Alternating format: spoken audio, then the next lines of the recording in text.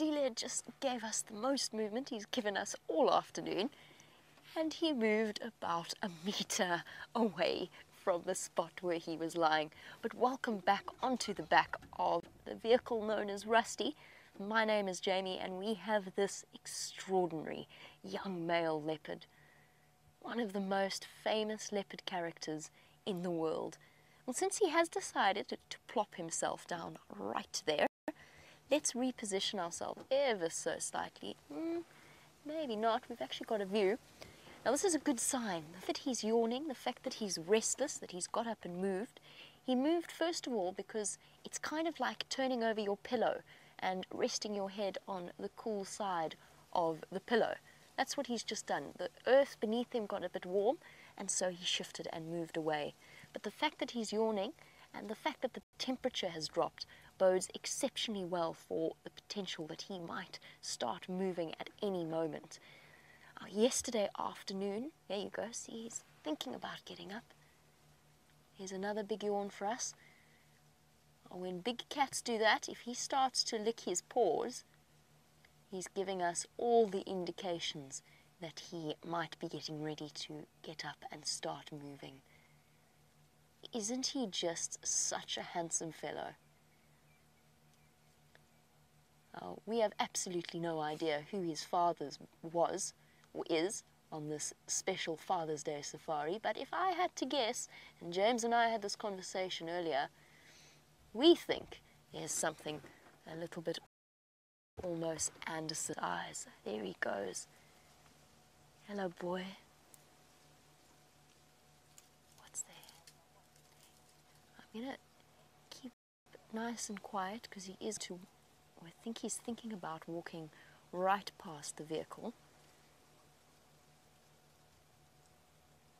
He's just stopped for a quick break. And there you have it.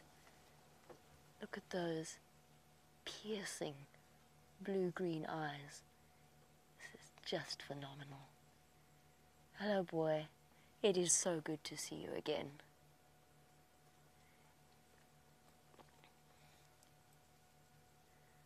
And Jordan, welcome on our live safari. If you are joining us for the very first time, you wanted to know how many animals have these GPS collars, like the jaguar in front of you.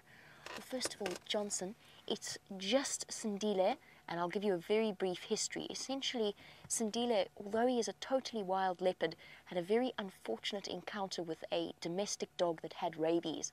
So he's been vaccinated and he's now being monitored now that he's back into the wild. But Johnson, he's not a jaguar. He is in fact a leopard, because this is where we are coming to from, is alive in the middle of the African bush. We don't have jaguars here, although it is a dream of mine to see jaguars in the wild one day. But our leopards are equally extraordinary. But Sindile, which means the survivor, as far as I know, Sindile is the only leopard that has a collar, and only because he has one of the most extraordinary stories that I have ever heard in the wild in my entire life. The only time that I have ever seen human intervention to this extent, and it has just played such an incredible role in this young male leopard's life. It's because of that collar that he was able to be released back into the wild once again. And while he decides what to do, it's time for us to send you back across to the tent. And for those of you who are watching on television, you can always keep track of these stories. You can follow us each and every day on the internet, every day, twice a day, on wildsafarilive.com. So if we don't have an ending for Sindile's story, we will do in the future. Back across to James now, as Sindile sharpens his claws.